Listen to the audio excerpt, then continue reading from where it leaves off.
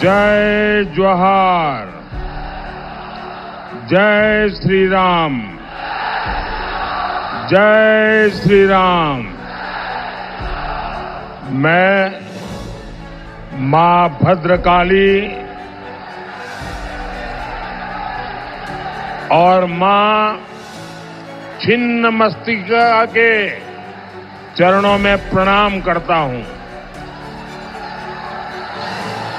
आज चतरा की धरती पर ये जन सैलाब और जितने अंदर है उससे 4 गुना बाहर है।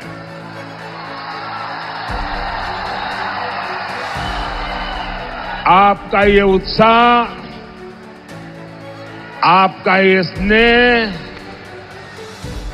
4 जून को परिणाम क्या आने वाले हैं, जो भी इसमें अभी भी दुविधा में हो वो जरा आकर के यहां देख लें।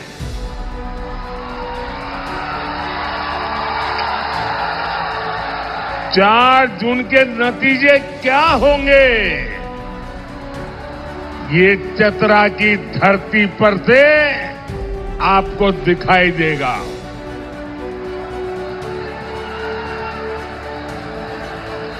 साथियों, 3 चरणों के चुनाव के बाद ही कांग्रेस और उसके साथियों ने एक तरह से अपनी हार स्वीकार कर ली है। इंडी गठबंधन के एक बड़े नेता ने कहा है कि सभी ये जो फोटो लेके आए हैं ना, नीचे रखो, पीछे लोग परेशान हो रहे हैं।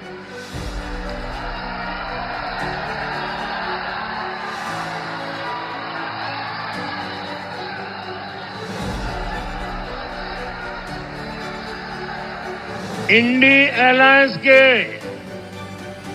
एक बहुत बड़े नेता ने एक बहुत महत्वपूर्ण बयान दिया है और इसको 3 दिन हो गए और जो लोग राजनीतिक परिस्थितियों के जानकार है उनकी नजर उस तरफ गई लगती नहीं है। मेरे हिसाब से उनका ये बयान बहुत ही सोचा समझा बयान है और बहुत ही निराशा में से पैदा हुआ बयान है। एक बड़े नेता ने कहा है कि इंडी अलायंस के साथ जुड़ी हुई जो क्षेत्रीय पार्टियां हैं उन्होंने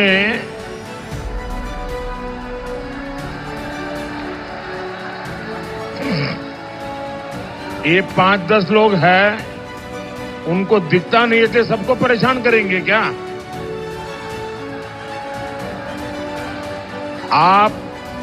आप मुझे देख नहीं पाते हैं, संख्या बहुत है, मैं आपकी क्षमा मांगता हूं, लेकिन कृपा करके मेरी आवाज सुन लीजिए।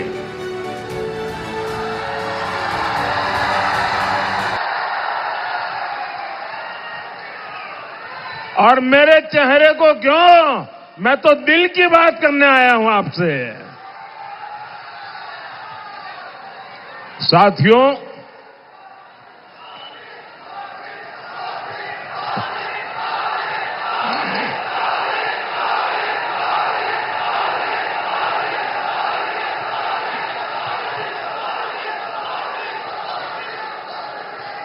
मैं बड़ी महत्वपूर्ण बात बता रहा हूं और मैं पक्का मानता हूं देश भर के लोग अगर टीवी पे मुझे अभी देखते होंगे, सुनते होंगे, तो जरूर उनका भी ध्यान जाएगा।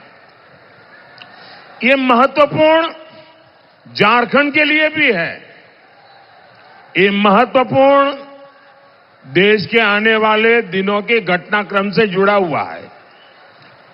कांग्रेस जो इंडी अलायंस चल रहा है, उस इंडी अलायंस के एक बहुत बड़े नेता ने, उन्होंने कहा है कि चुनाव के बाद जो छोटे छोटे राजनीतिक दल है, उन सब ने कांग्रेस में विलय कर देना चाहिए। और ये बयान कांग्रेस के नेता का नहीं है, एक छोटी पार्टी के नेता का बयान है, लेकिन बड़े नेता का बयान है। उन्होंने कहा कि ये जो छोटे छोटे दल हैं, जेएमएम जैसे, उन सब ने अपना विलय कांग्रेस में कर देना चाहिए। मैं सोच रहा था कि उन्होंने ऐसा सुझाव क्यों दिया। उनके मन में इतनी हताशा, इतनी निराशा घर कर गई है कि 4 जून के बाद अपनी पार्टी का अस्तित्व मिटाकर कुछ दिन गुजारा करने के लिए वो सोच रहे हैं।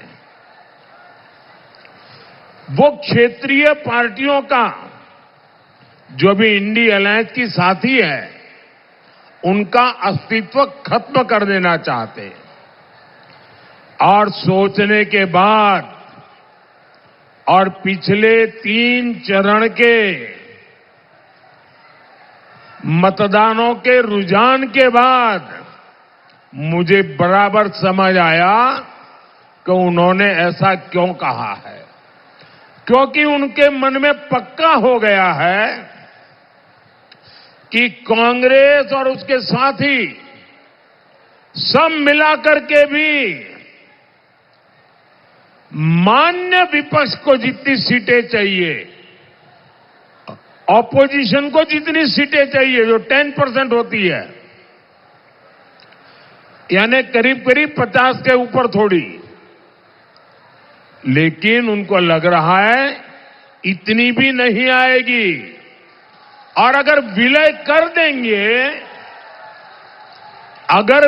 कर देंगे तो फिर हमारे पूरे समूह को हो सकता है मान्य विपक्ष के रूप में मान्यता मिल जाए।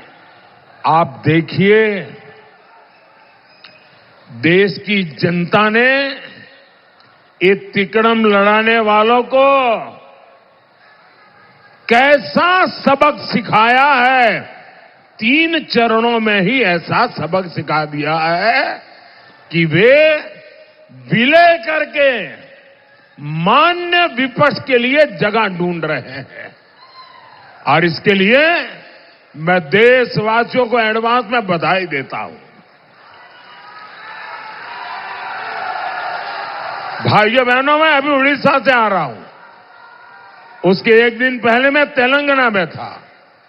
तेलंगाना में, उड़ीसा में, आंध्र में, इन सब स्थानों पे जाके आया हूं।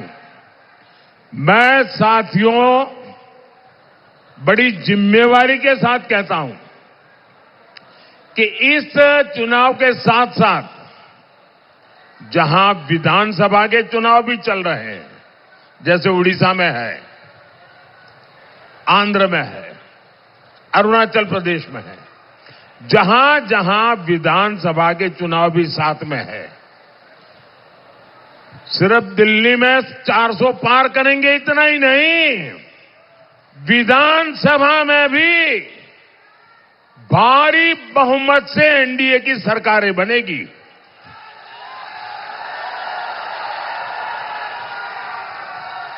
और ये शहजादे को, उनकी पार्टी को उनकी उम्र से भी कम सीटें मिलने वाली हैं।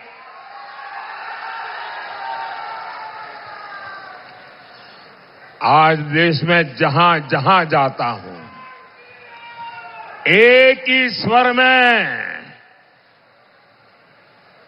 एक ही विश्वास के साथ देश का कोने कोने से आवाज आ रही है। फिर एक बार, फिर एक बार, फिर एक बार। साथियों, 2024 का लोकसभा चुनाव ये सिर्फ सरकार बनाने का चुनाव नहीं है। ये चुनाव देश बनाने का चुनाव है। ये चुनाव चोर लुटेरों से देश को बचाने का चुनाव है। ये चुनाव आपके बच्चों का भविष्य सुनिश्चित करने के लिए चुनाव है।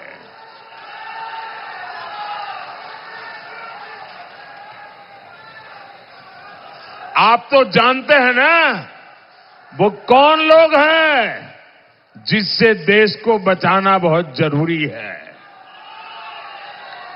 जेएमएम, कांग्रेस और इंडी गठबंधन के जो कारनामे हैं, उनकी जो सोच है, उनकी जो दिशा है, देश को बचाना समय की सबसे बड़ी मांग है।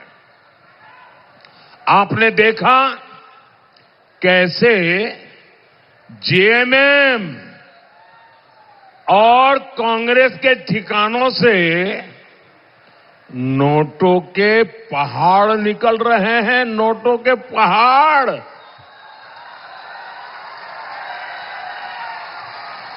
यहां मंत्री का पीए का भी नौकर,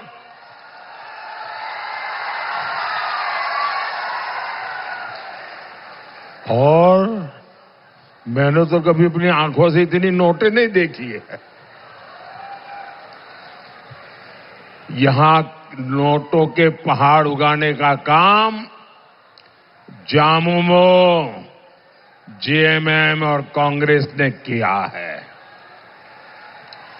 और बेशर्मी देखिए,